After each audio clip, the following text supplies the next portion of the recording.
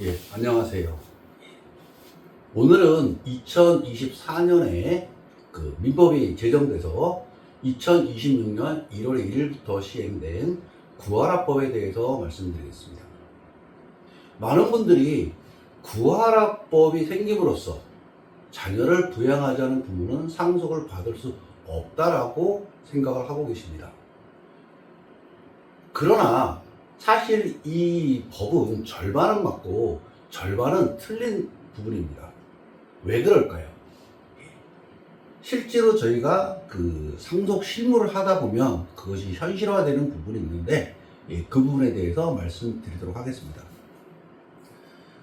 먼저 그 많은 분들도 그렇고 언론에서도 구하라 씨에 대해서 사례를 들면서 자녀를 부양하지 않은 부모는 상속을 못 받는다라고 알고 있습니다. 그렇지만 실제로 이 구하라법이 적용되기 위해서는 몇 가지의 조건이 성립을 해야 됩니다. 자, 보시면 이 민법 1004조의 1호 규정을 하고 있습니다. 여기에 어떻게 되어 있느냐 하면 적용 대상을 피상속인의 직계 존속으로서 이렇게 쭉 됩니다. 그리고 이제 뭐 상실 이렇게 되어 있습니다. 이 규정이 의미하는 바는 상속인이 피상속인의 직계 존속이래야만 됩니다. 이 사람이 상속인이 되는 경우를 규정하고 있습니다. 그러면 이 직계 존속은 누구를 의미하느냐? 부모를 의미합니다. 물론 이 이외에 뭐 조부님도 될 수 있지만 대표적으로는 부모가 직계 존속이 됩니다. 그러다 보니까 어떤 문제가 발생하냐 하면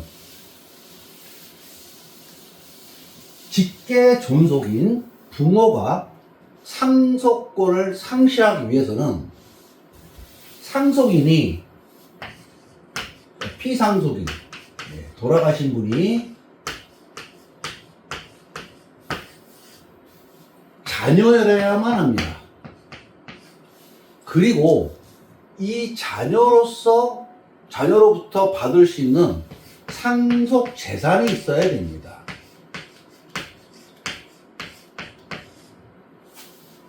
자, 이 자녀가 사망을 했을 때 직계 존속인 부모가 상속인이 되기 위해서는 이 자녀가 미혼이래야 됩니다. 만약에 결혼을 했다면 상속인은 부모가 될 수 없고 배우자와 이 사망한 자녀의 자녀, 즉 이 부모의 직계 존속인 부모의 손자나 손녀가 상속인이 되기 때문에 이 부모는 상속인이 될 수 없습니다. 그렇기 때문에 구하라법이 적용되기 위해서는 반드시 이 자녀가 미혼으로서 자녀가 없어야 됩니다. 그런데 대부분의 상속 사건은 이렇지 않습니다. 대부분의 상속 사건은 어떤 경우냐 하면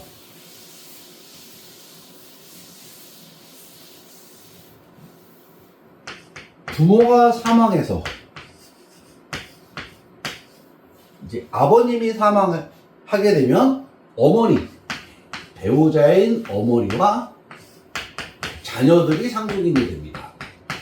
따라서 이 경우에 우리가 일반적으로 겪고 있는 부모님이 사망해서 자녀들 간에 또는 남은 부모님과 자녀들 간에 상속 분쟁이 일어났을 때는 구하라법이 적용되지 않습니다.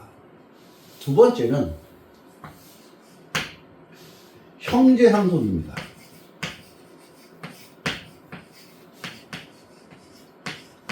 요즘은 미혼으로 사망하시는 분들이 종종 있습니다. 근데 이런 경우에 그 미혼인 자녀가 사망했을 때 그 부모님이 고령으로 이미 사망을 한 상태였다면 상속인은 미혼인 상속인의 피상속인, 미혼으로 돌아가신 분의 형제가 상속인이 됩니다. 따라서 이때도 직계 존속이 상속인이 될 수 없기 때문에 구하라법은 적용되지 않습니다. 그러다 보니까 현실적으로 구하라법에 의해서 부모님이 상속인이 되는 경우는 많지는 않습니다. 그러나 그렇다고 하더라도 간혹 미혼인 피상속인이 사망해서 부모님이 상속인이 되는 경우가 있습니다.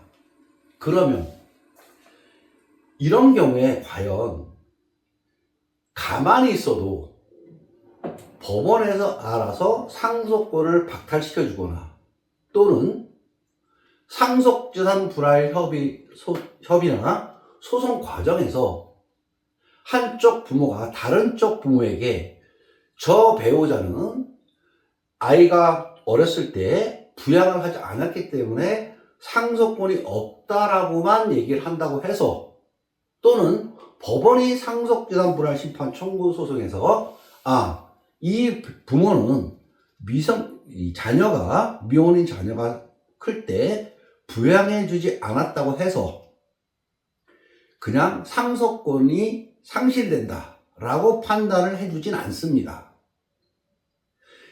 상속권 상실은 두 가지의 경우에만 가능합니다. 첫 번째는 피상속인이 자녀가 유언 공증으로 상속권을 상실시킬 때입니다.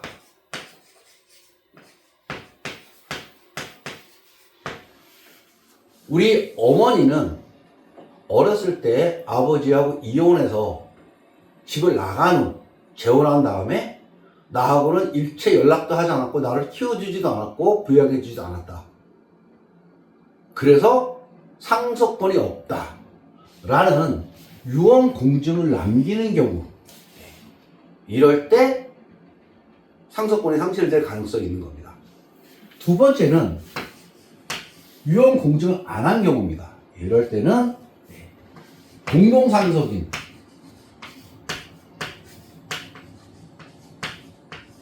즉 아까 같은 경우 어머니가 아버지와 이혼을 하고 집을 나가서 나를 부양하지 않았을 때는 남은 부모님 상속인인 아버지 또는 어머니만 있었습니다. 아버님은 돌아가셨고 이 자녀가 사망했을 때 단독 상속인으로 어머니만 있었는데 이 어머니가 상속권이 상실되면 형제 상속으로 넘어가게 됩니다. 이럴 때 형제들, 다시 말하면 직계 존속에 대한 상속권이 상실했을 때 그 상속인이 될 사람들의 신청이 있을 때만 법원이 판단해서 상속권의 상실 여부를 판단하게 됩니다. 이 신청은 6개월 안에 해야 됩니다. 6개월 안에 해야 되고 가정법원에 신청을 합니다.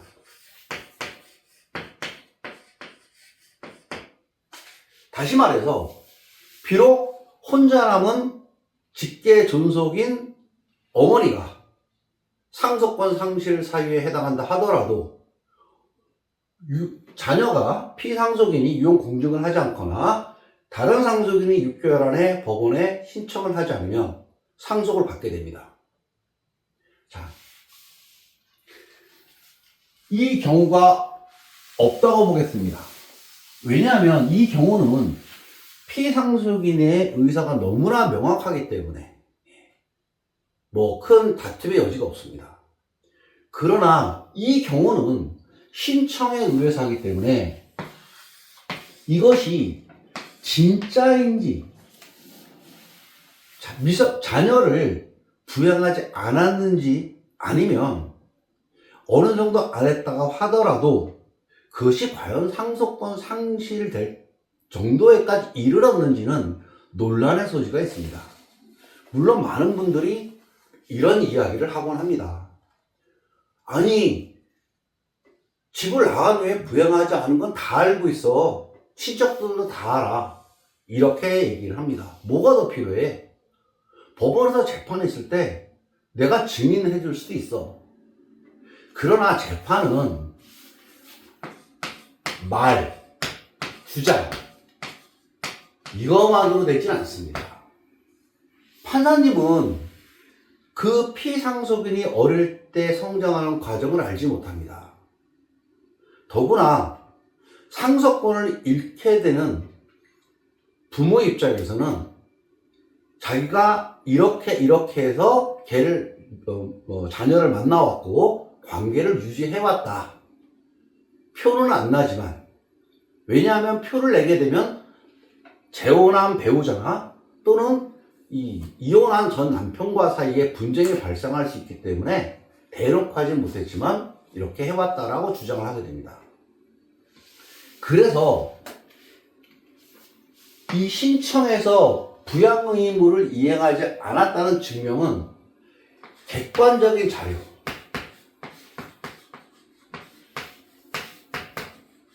또는 정황 이런 걸로 증명을 해야 됩니다.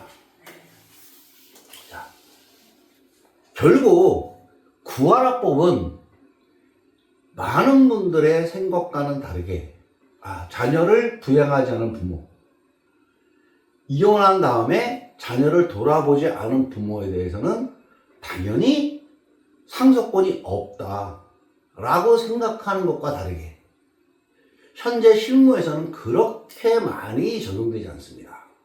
왜냐하면 대부분이 상속 문제는 부모가 사망함으로써 자녀들 간의 분쟁이 발생하기 때문입니다. 두 번째, 비록 그 이후에 해당한다 하더라도 사망한 자녀가 유언공증을 하지 않았거나 6개월 안에 법원에 신청하지 않으면 여전히 상속을 받을 수 있게 됩니다. 그리고 신청한다 하더라도 부양 의무를 소홀했다는 것을 증명하지 않게 되면 역시 마찬가지로 상속을 받게 됩니다. 그렇기 때문에 구하라법이 현실적으로 상속에서 큰 영향력을 발휘하기는 쉽지 않다고 보겠습니다.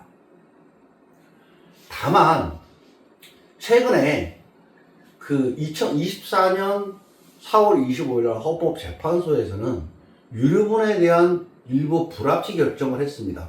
그리고 그것 때문에 사실은 구하라법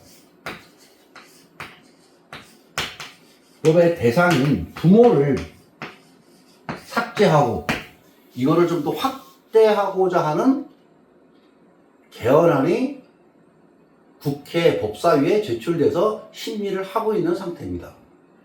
아마도 올해 상반기에는 이것이 법으로 공포가 될 것이라고 보고 있습니다.